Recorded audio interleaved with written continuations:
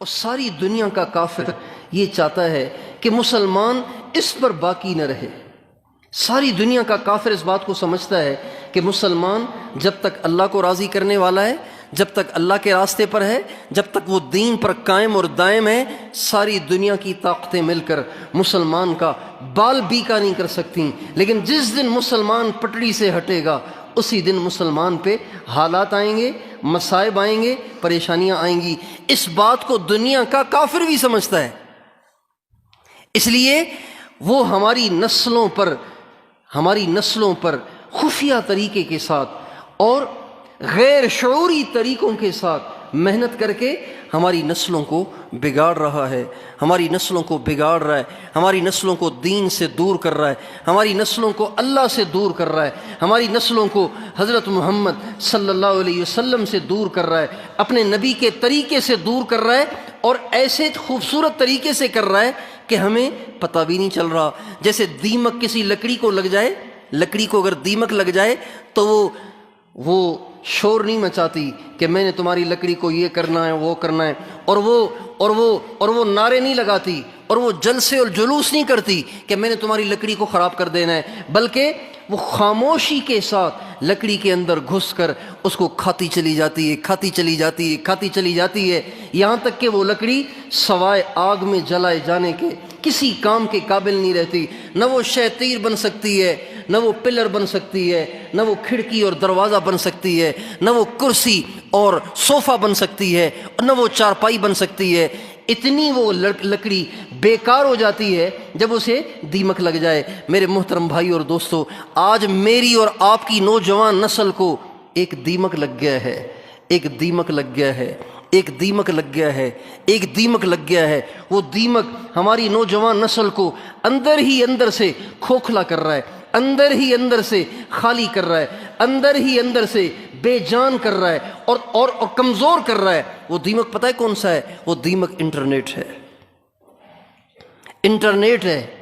Internet وہ دیمک ہے جو ہماری نوجوان نسل کو لگ گیا ہے، ہماری نوجوان بچیوں کو لگ گیا ہے، ہمارے نوجوان لڑکوں کو لگ گیا ہے، اور ایسا لگا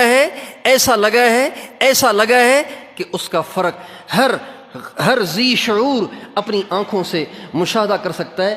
اب میں جو ہی یہاں داخل ہوا تو ایک دم جو نظر مجمع پہ رکھی تو یہاں کے جو بوڑھے ہیں ان کا حلیہ کچھ اور ہے، اور یہاں کے جو نوجوان ہیں ان کا حلیہ کچھ اور ہے۔ یہاں کے جو بوڑھے بیٹھے ہوئے ہیں ان کا طرز زندگی کچھ اور لگ رہا ہے، اور یہ جو اتنے سارے نوجوان بیٹھے ہوئے ہیں ان کا طرز زندگی کچھ اور لگ رہا ہے۔ یہ جو بوڑھے بیٹھے ہوئے ہیں ان کی شکلیں کچھ اور لگ رہی ہیں، اور یہ جو نوجوان بیٹھے ہوئے ہیں ان میں سے اکثروں کی شکلیں کچھ اور لگ رہی ہیں۔ تو یہ بات بتا رہی ہے کہ دیمک اپنا کام کر رہا ہے، اور اندر ہی اندر سے ان کو دین سے کھوکھلا کر رہا ہے، ایمان سے کھوکھلا کر رہا ہے، اللہ اور اس کے رسول کی محبت سے کھوکھلا کر رہا ہے۔ ہماری نوجوان نسل انٹرنیٹ میں مبتلا ہو کر حضور اکرم صلی اللہ علیہ وسلم کی محبت سے محروم ہو گئی۔ آج ہماری نوجوان نسل کے لیے سرکار دو عالم وجہ کائنات رسالت مآب صلی اللہ علیہ وسلم آئیڈیل نہیں رہے، نمونہ نہیں رہے، بلکہ آج کا انگریز اور آج کا ماڈرن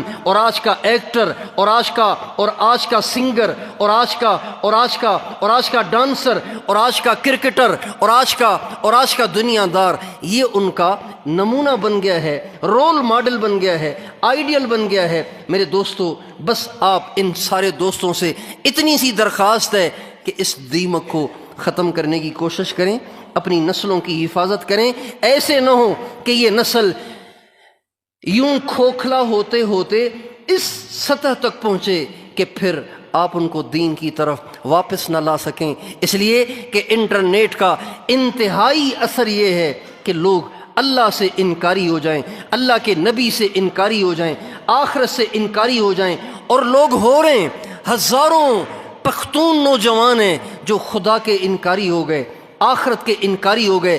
ابھی قریب میں 2 ہفتے پہلے ہمارا خیبر پختونخوا کے ایک علاقے میں جانا ہوا، وہاں کے علماء نے مجھے بتایا یہاں بہت نوجوان ایسے رہتے ہیں جو اللہ کو نہیں مانتے، اور یہ ساری انٹرنیٹ کی کارستانیاں ہیں، یہ ساری انٹرنیٹ کی گلکاریاں ہیں، یہ ساری انٹرنیٹ کی کارگزاریاں ہیں، یہ جو بڑے بڑے موبائل آپ نے اپنے جیبوں میں رکھے ہوئے ہیں میرے دوستو، یہ کالے سانپ ہیں، یہ کالے اژدہے ہیں، یہ آپ کو اس طریقے سے ڈس رہے ہیں کہ آپ کو پتہ بھی نہیں چل رہا۔ اس لیے میں اور آپ یہ نیت کریں کہ ہمیں ماڈرن نہیں بننا، ہمیں محمد مصطفیٰ کا غلام بننا ہے۔ کیوں بھی بتاؤ کیا بننا ہے؟ کس کا غلام بننا ہے؟ محمد مصطفیٰ کا غلام بننا ہے، اپنے پیارے نبی کا غلام بننا ہے، آخرت کی تیاری کرنی ہے، اللہ کو راضی کرنا ہے۔ ارے دوستو، دنیا گزر جائے گی، ان خیموں میں بھی، ان کیمپوں میں بھی، ان کچے مکانوں میں بھی اور ان کمزور مکانوں میں بھی گزر جائے گی، لیکن آخرت کی زندگی کروڑ برس کی ہے۔ اگر وہ زندگی ہم نے نہ بنائی تو ہمارا کیا بنے گا؟ آخرت میں کیا ہوگا؟ قبر میں کیا ہوگا؟ جو آپ کے آباء و اجداد قبروں میں چلے گئے، آپ کو پتہ ہے ان کے ساتھ کیا ہو رہا ہے؟ کبھی انہوں نے قبروں سے نکل کے بتایا ہمارے ساتھ کیا ہو رہا ہے؟ اس لیے مرنے سے پہلے ہم اور آپ اللہ کے سچے بندے اور صحیح معنی میں مسلم اور مومن اور حضرت محمد مصطفیٰ احمد مجتبیٰ صلی اللہ علیہ وسلم کے امتی اور ان کے غلام بن کر زندگی گزارنے کی نیت کریں۔ کون کون نیت کرتا ہے انشاءاللہ؟